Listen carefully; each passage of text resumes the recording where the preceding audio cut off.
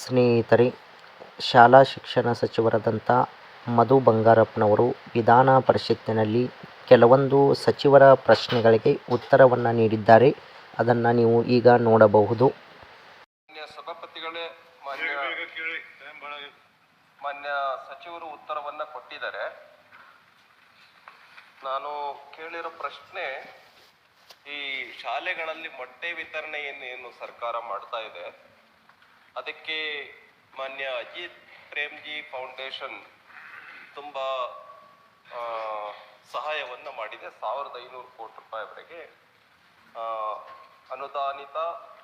ಅನುದಾನಿತವಲ್ಲದ ಮತ್ತು ಸರ್ಕಾರಿ ಶಾಲೆಗಳಿಗೆ ಕೊಡ್ತಾ ಇದೆ.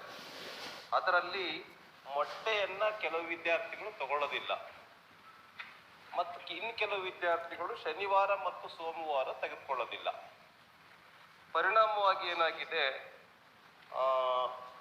ಸಾರಾಸಗಟಾಗಿ ಕೆಲವು ಶಾಲೆಗಳಲ್ಲಿ ಮೊಟ್ಟೆಯನ್ನ 6 ದಿನ ಏನು ಕೊಡಬೇಕಾಗಿತ್ತು 6 ದಿನ ಕೊಡ್ತಾ ಇಲ್ಲ, ಅದರೊಳಗೆ 3 ದಿನ ಕೊಡ್ತಿದ್ದಾರೆ.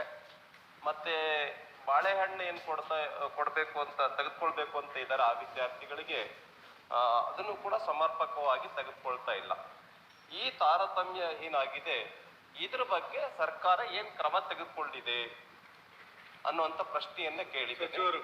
ಮಾನ್ಯ ಸಚಿವರು ಉತ್ತರವನ್ನು ಕೊಡಬೇಕು. ಮಾನ್ಯ ಅಧ್ಯಕ್ಷರೇ, ಅವ್ರು ಕೇಳಿರ್ತಕ್ಕಂಥ ಪ್ರಶ್ನೆ 762 ಶಾಲೆಗೆ ಭೇಟಿ ಅಲ್ಲ, ಅದು 9000 ಶಾಲೆಗಳಿಗೆ ಭೇಟಿ ನೀಡಿ ರಿಪೋರ್ಟ್ ಅನ್ನ ಅಜಿತ್ ಪ್ರೇಮ್ಜಿ ಫೌಂಡೇಶನ್ ಅವರು ಜಾಸ್ತಿ ದುಡ್ಡು ಕೊಟ್ಟಿರೋದು ನಮ್ಗಿಂತ. ಯಾಕಂದ್ರೆ ನಾವು 2 ದಿವಸ ಕೊಡ್ತೀವಿ, ಅವ್ರು 4 ದಿವಸ ಕೊಡ್ತಾರೆ. ಮೊಟ್ಟೆನ 1500 ಕೋಟಿ ಕೊಟ್ಟಿರೋದ್ರಿಂದ ಅವ್ರ ಕಡೆಯಿಂದನೇ ರಿಪೋರ್ಟ್ ಎಲ್ಲ ತರಿಸ್ಕೊಂಡಾಗ ಇದು ಏನು ಕೆಲವು ಕಡೆಗೆ 6 ದಿವಸನೂ ಮೊಟ್ಟೆ ಕೊಡಲ್ಲ ಅಂತ ಹೇಳಿದ್ರೆ ಏನಾಗ್ತದೆ, ಅವ್ರವ್ರು ಆಯ್ಕೆ ಮಾಡ್ತಾರೆ. ಈಗ ಶ್ರಾವಣ ಮಾಸದಲ್ಲಿ ಕೆಲವರು ಮೊಟ್ಟೆ ಸೇವನೆ ಮಾಡೋದಿಲ್ಲ, ಬರೀ ಬಾಳೆಹಣ್ಣು ಬೇಕು ಅಂತ ಹೇಳಿ.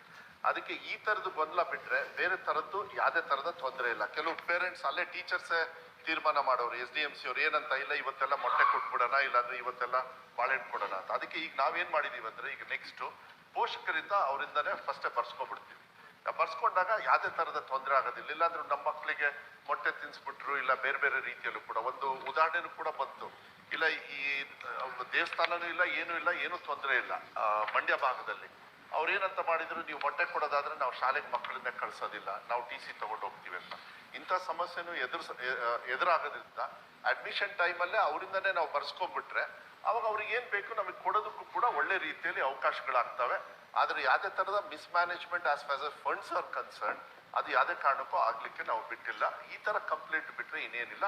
ಪೋಷಕರ ಪರ್ಮಿಷನ್ ತಗೊಂಡು ಮಾಡೋದು ಅದು ಒಳ್ಳೇದು ಅನ್ಸುತ್ತೆ. ಯಾಕಂದ್ರೆ ಮಕ್ಕಳು ಅಂಡರ್ ಏಜ್ ಇರೋದ್ರಿಂದ ಅವ್ರ ಪೋಷಕರ ಕೈಯಲ್ಲಿ ಪರ್ಮಿಷನ್ ತಗೊಂಡು ಅವ್ರು ಏನು ಸೇವನೆ ಮಾಡೋದಕ್ಕೆ ಅವ್ರಿಗೆ ಆಕ್ಷೇಪ ಇಲ್ಲ ಅಂದ್ರೆ ಅದು ಒಳ್ಳೇದು ಕೂಡ. ಮತ್ತೆ ನಿರ್ವಹಣೆ ಮಾಡೋದಕ್ಕೂ ಕೂಡ ನಮಗೆ ಅನುಕೂಲ ಆಗುತ್ತೆ. ಮನಸಭಾಧ್ಯಕ್ಷ ಸಭಾಪತಿಗಳೇ, ಸಚಿವರು ಉತ್ತರವನ್ನ ಕೊಟ್ಟಿದ್ದಾರೆ.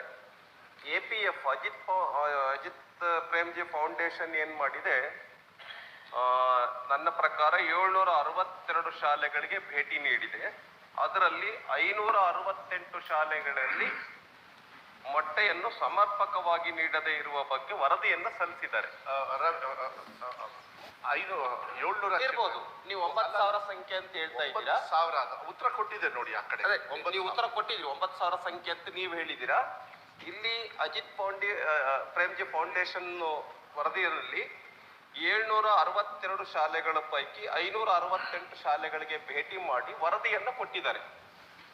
ಆ ವರದಿಯನ್ನ ಸಬ್ಮಿಟ್ ಮಾಡಿದಂತ ಸಂದರ್ಭದಲ್ಲಿ ಏನಾಗಿದೆ ಅಂತಂದ್ರೆ, ಸರಿಯಾಗಿ ವಿತರಣೆಯನ್ನ ಮಾಡ್ತಾ ಇಲ್ಲ ಅನ್ನುವಂತ ರಿಪೋರ್ಟ್ ಅಜಿತ್ ಪ್ರೇಮ್ಜಿ ಫೌಂಡೇಶನ್ ಹೇಳಿದೆ.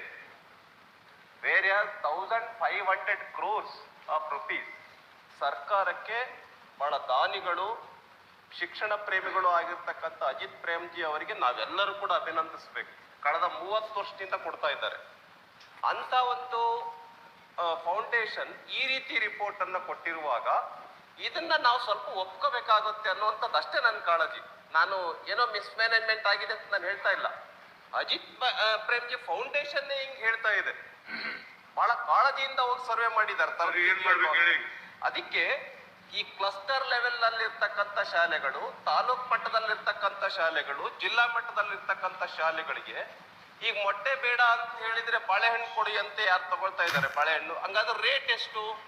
ಫಾರ್ ಎಕ್ಸಾಂಪಲ್ 2 ರೂಪಾಯಿ ಬಾಳೆಹಣ್ಣಿನ ರೇಟ್ ಇರ್ಬೋದು, 7 ರೂಪಾಯಿ ಮೊಟ್ಟೆ ರೇಟ್ ಇದೆ. ಆದ್ರೆ ದೊಡ್ಡ ಮಟ್ಟದಲ್ಲಿ ನಾವು ಖರೀದಿ ಮಾಡೋದ್ರಿಂದ ಇನ್ನೂ ರೇಟ್ ಕಡಿಮೆ ಆಗುತ್ತೆ. ಆ ಹಣ ಎಲ್ಲೋಗುತ್ತೆ? ಇದು ಪ್ರಶ್ನೆಯನ್ನು ನಾನು ಕೇಳಿದ್ದೇನೆ. ಯಾರು ತಪ್ಪು ಮಾಡಿದ್ದಾರೆ ಆ ಅಧಿಕಾರಿಗಳ ಬಗ್ಗೆ ಏನ್ ಕ್ರಮ ತೆಗೆದುಕೊಂಡಿದ್ದೀರಾ? ಅದು ಅಧಿಕಾರಿಗಳು, ಯಾವ ಅಧಿಕಾರಿಗಳು ತಪ್ಪು ಮಾಡಿದ್ರೆ ಅವ್ರ ಬಗ್ಗೆ ಏನ್ ಕ್ರಮ ತೆಗೆದುಕೊಂಡಿದ್ರೆ ಹೇಳಿ, ಮತ್ತು ಎಷ್ಟು ಹಣ ಉಳಿತಾಯ ಆಗತ್ತೆ ಇದರಿಂದ, ಅದರ ಲೆಕ್ಕವನ್ನ ಕೊಡಿ.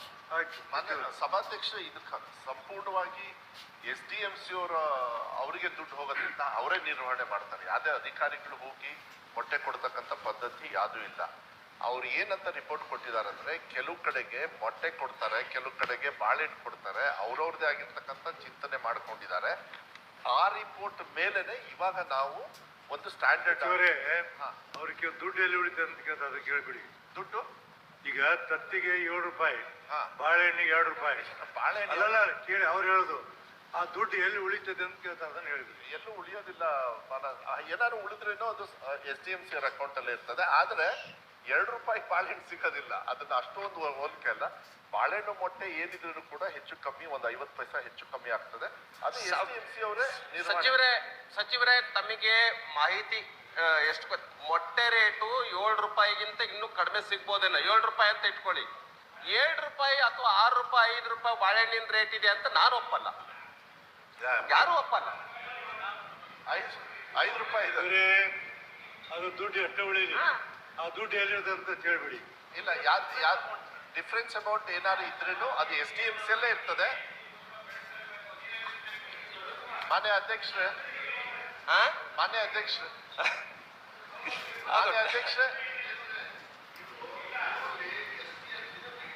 ಹೌದು, SDMC ಬಗ್ಗೆನೇ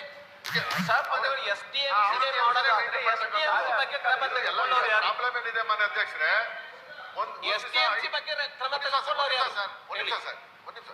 5 ರೂಪಾಯಿ ಇರ್ತದೆ ಮೊಟ್ಟೆ ಒಂದ್ ದಿವಸ, ಇನ್ನೊಂದ್ ದಿವಸ 6 ರೂಪಾಯಿ ಆಗುತ್ತೆ, 7 ರೂಪಾಯಿ ಆಗುತ್ತೆ. ಫ್ಲಕ್ಚುಯೇಷನ್ ಇರ್ತದೆ. ಬಾಳೆಹಣ್ಣು ಇರ್ಬೋದು, ಚಿಕ್ಕಿ ಇರ್ಬೋದು, ಮೊಟ್ಟೆ ಇರ್ಬೋದು, ಎಲ್ಲವೂ ಕೂಡ. ಅದಕ್ಕೆ ಮೇಂಟೆನೆನ್ಸ್ ಇವ್ರು ಏನ್ ಮಾಡಿದ್ದಾರೆ ಅಂದ್ರೆ, ಅಲ್ಲಿ ಸ್ಥಳೀಯವಾಗಿ ಏನ್ ಮಾಡ್ಬೇಕು, ಯಾವ್ದು ಕೊಡ್ಬೇಕು ಅಂತ ಹೇಳಿ SDMC ಅವ್ರಿಗೇನೆ ಪವರ್ಸ್ ಕೊಟ್ಬಿಟ್ಟಿದ್ದಾರೆ.